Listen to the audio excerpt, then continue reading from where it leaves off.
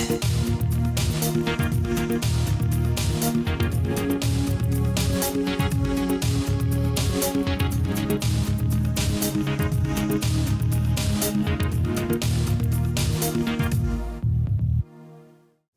to the show. Today we have Richard Banfield, CEO of Fresh Tilled Soil, user interface design experts. So user design, user interface design, user experience design, it's about making sure that the interface that people are going to be engaging with, that's hard-coded into their experience, is something that they enjoy, something that makes them feel good, leaves them with that warm, fuzzy feeling like, wow, I actually enjoyed using this thing, whether it be an app or a website. So the biggest problem, I think, is just too many things, too many features, too many buttons, too many bells and whistles.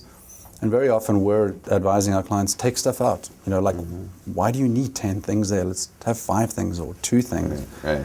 And you know, find 5 words to describe what you've described in 50 words.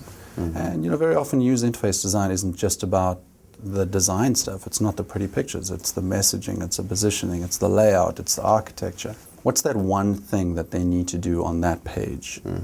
And then backwards engineer that into flow. So you're not just designing pages, you're designing the flow to those pages. And that's the same as a building. You know, you don't figure out which offices you need and just dump them on top of each other. You say, where are the points of entry? Where are the points of exit? Right. How does somebody get to a floor or a room on a floor that's, you know, very, very far away from where they are right now? Is it easy? Is it difficult? It turns out that children are a better analog for decision making than adults are, because we're very analytical as adults, whereas children tend to try, fail, without too much concern about being judged.